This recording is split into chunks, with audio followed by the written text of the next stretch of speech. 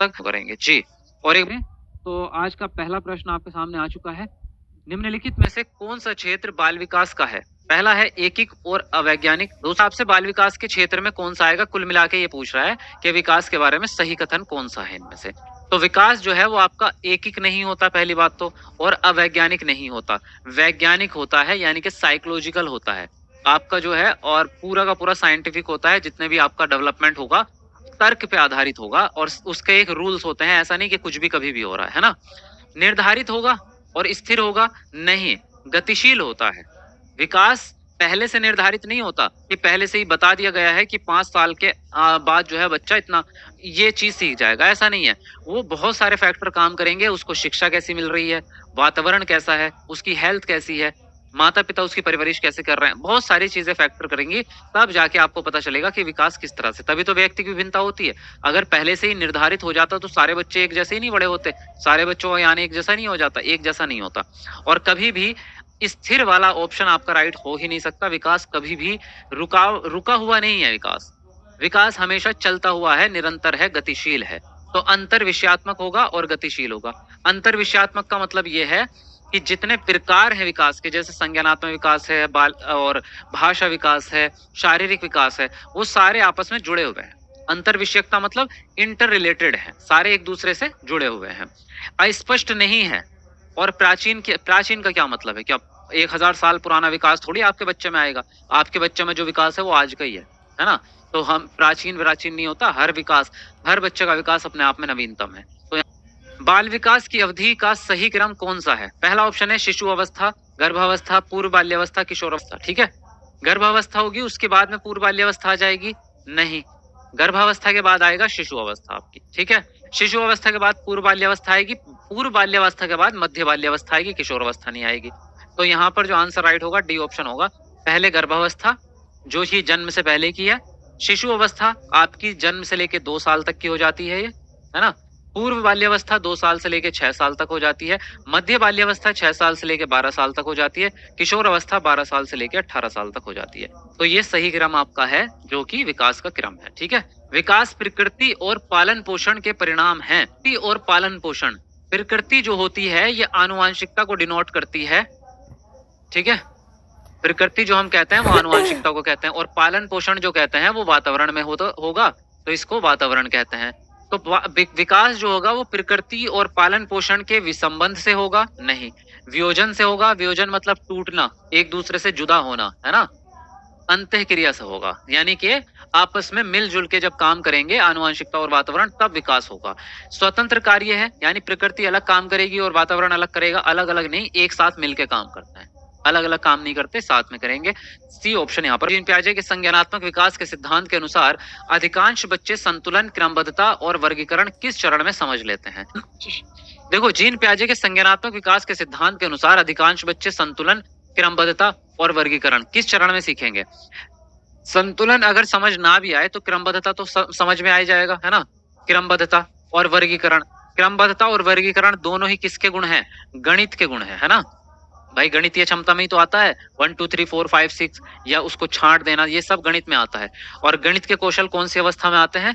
तीसरी अवस्था में आते हैं जीन पियाजे की, जिसका नाम है मूर्त संक्रियात्मक अवस्था। तो आंसर राइट हो जाएगा आपका सी ऑप्शन। ठीक है, रीमा ने अभी हाल ही में तार्किक रूप से और बेहतर संयोजित रूप से अपनी प्रतिक्रिया की तार्किकता को स्पष्ट करते हुए प्रश्नों के उत्तर देने आरंभ किए हैं। जीन पियाजे के संज्ञानात्मक विकास के अनुसार उसने किस चरण में प्रवेश किया है? रीमा ने अभी हाल ही में तार्किक रूप से और बेहतर संयोजित रूप से अपनी प्रतिक्रिया की तार्किकता को स्पष्ट करते हुए प्रश्नों के उत्तर देने आरंभ कर दिए हैं। तो सीधी बात है, बच्चे ने क्या सीख लिया है? तार्किकता सीख ली है। तो कौन से चरण में आती है तार्किकता? तार्किकता भी तीसरे चरण में ही आती है। आंसर राइट होगा मूर्त संक्रियात्मक। अपनी बच्चे अधिक समझ व ज्ञान रखने वालों के साथ अंतःक्रिया करके सीखते हैं। अधिगम का यह सिद्धांत किसके दृष्टिकोण से सही है? तो ले वाइगोत्स्की के सामाजिक सार। फिर बाद में मत कहना कि ज्यादा पैसे लग रहे हैं सर, अब हमारे, हम क्या करें। आपकी गलती। समझ व ज्ञान रखने वालों के साथ अंतःक्रिया करके सीखते हैं। तो इसका मतलब क्या है आपका? जिसको हम कहते हैं स्कैफोल्डिंग, क्या कहते हैं इसको? पाड़ कहते हैं। यानी जब बच्चा बड़े के साथ सीखता है तो बड़ा व्यक्ति क्या करता है? हेल्प करता है छोटे बच्चे की, चाहे वो टीचर के रूप में हो, चाहे वो बड़े भाई के रूप में हो या माता पिता के रूप में हो। बड़ा आदमी क्या करेगा, बच्चे की हेल्प करेगा, जिसको हम कहेंगे स्कैफोल्डिंग। और स्कैफोल्डिंग किसके हिसाब से, किसकी दी हुई संरचना है, ये कॉन्सेप्ट है वाइगोत्स्की की। वाइगोत्स्की के सिद्धांत के अनुसार आपका आंसर राइट हो जाएगा पहला ऑप्शन। क्या कह रहे हो, वीडियो रुक गया, बढ़ेंगे। ले वाइगोत्स्की के संज्ञानात्मक विकास के दृष्टिकोण के अनुसार एक अध्यापक को क्या करना चाहिए, हिसाब से पूछा है। तो सबको पता है वाइगोत्स्की के 4-5 ही तरीके हैं। एक तो अंतःक्रिया, सामाजिक दृष्टिकोण, नंबर 3 पे समीपस्थ विकास, और नंबर 4 पे पाड़। पाड़ और समीपस्थ विकास एक दूसरे से जुड़े हुए हैं। इसमें बड़ा आदमी छोटे बच्चे की मदद करता है, सिंपल मेथड है। तो अंतःक्रिया करने के कम से कम अवसर देंगे, नहीं कि अंतःक्रिया इनके लिए पॉजिटिव है, ज्यादा अवसर दो।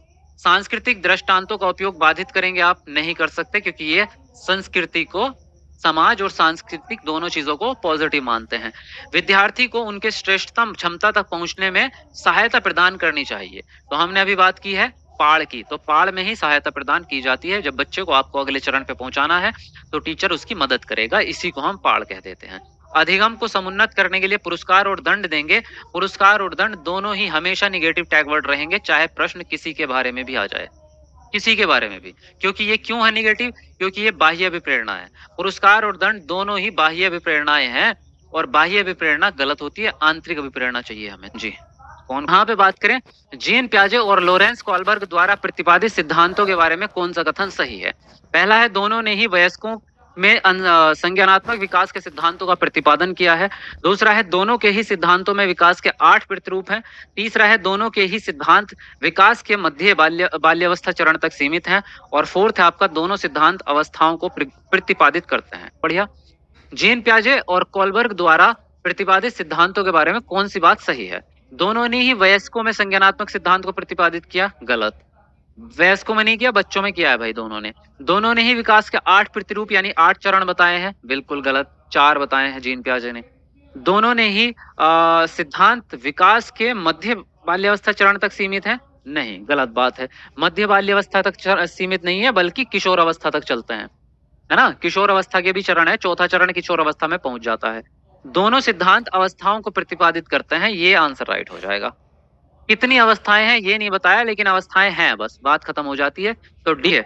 यहाँ पे है नेक्स्ट प्रश्न, एक ऐसी कक्षा जहां विद्यार्थियों को जोड़ीदार प्रदत्त कार्य, समूह कार्य और चर्चाओं में भाग लेने के लिए प्रोत्साहित किया जाता है, उन कक्षाओं को की क्या विशिष्टता है। निष्क्रिय अधिगम, सहयोगात्मक अधिगम, कंठस्थीकरण आधारित अधिगम या निर्देशित आधारित अधिगम। तो बताएंगे आप कमेंट करके आंसर कौन सा राइट। ऐसी कक्षा जहाँ पे जोड़ी में काम कर रहे हैं बच्चे, प्रदत्त कार्य जो है कर रहे हैं, समूह कार्य कर रहे हैं और चर्चा कर रहे हैं। ये सारे काम ऐसे हैं जिसमें बच्चा मिलजुल के काम करेगा।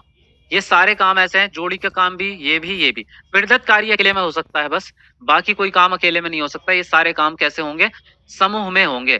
और जो समूह में काम होते हैं वो कैसी कक्षा होगी, सहयोगात्मक होगी। कैसी होगी, सहयोगात्मक होगी। सहयोग का मतलब होता है मिलजुल कर काम करना, एक दूसरे की हेल्प करके। क्या गलत रहेगा, निगेटिव टैग वर्ड है। कंठस्थीकरण हमेशा गलत रहेगा, निगेटिव टैग। टीचर बता रहा हो और उसके अकॉर्डिंग बच्चे काम कर रहे हो। जैसे कि मैं अगर टीचर हूं और मेरे सामने बच्चे बैठेंगे, मैं कहूंगा कि चलो अब अपनी किताब निकालो, बच्चे किताब निकालेंगे। मैं बोलूंगा कि किताब में पेज नंबर 31 खोलो, वो खोलेंगे। फिर मैं कहूंगा इसको जो है अपने रजिस्टर पे, यानी आप जो बोल रहे हैं वही बच्चा करता जा रहा है। तो ऐसा उसमें है नहीं है। यहाँ पे बच्चे स्वतंत्र रूप से काम कर रहे हैं, सेकंड ऑप्शन राइट हो जाएगा। सर आपसे मार करेंगे तो सभी लोग मिलेंगे। देखो, दूसरों की मनोदशा, प्रेरणा और इच्छाओं की पहचान करना और समुचित रूप से उनके प्रति प्रतिक्रिया करना किस बुद्धिमत्ता की विशेषता है। दूसरों की मनोदशा जाननी है, प्रेरणा, इच्छा जाननी है, आपको दूसरों के बारे में जानना है।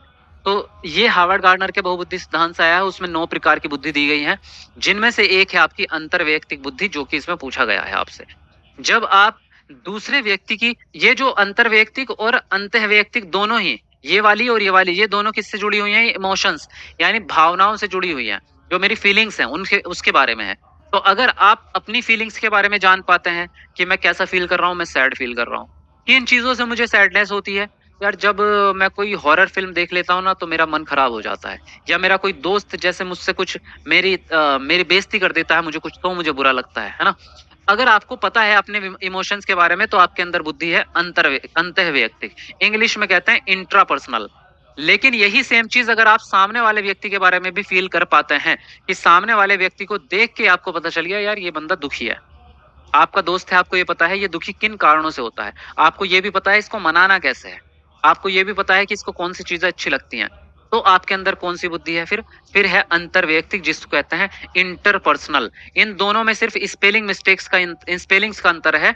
इसमें इंट्रा होता है और इसमें इंटर होता है, ठीक है, समझ में आई बात।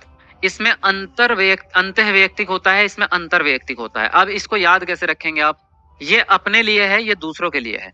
देखो इंट्रा में क्या है कि ए आता है आपका, है ना, इसमें कहीं ए है क्या, इसमें ए नहीं है, तो इसमें ए है, ए से क्या है अपना, यानी कि अगर अपनी फीलिंग आप पता कर पा रहे हैं अपने बारे में तो कौन सा है इंट्रापर्सनल, और अगर ए नहीं मिला आपको इंटर है तो समझ जाओ कि आप दूसरे की बात कर रहे हैं, दूसरे की फीलिंग्स की बात कर रहे हैं। तो इस तरह से आप इनको याद रखेंगे क्योंकि इन दोनों में कंफ्यूजन सबसे ज्यादा होगा। तो यहाँ पर सी वाला ऑप्शन आपका राइट होगा। समझ गए होंगे आई थिंक, और अगर समझ गए हैं तो यस लिख दो एक बार कमेंट, बढ़िया। देखो भाषा और विचार, पहला ऑप्शन है यह एक दूसरे से स्वतंत्र रहकर विकसित होते हैं।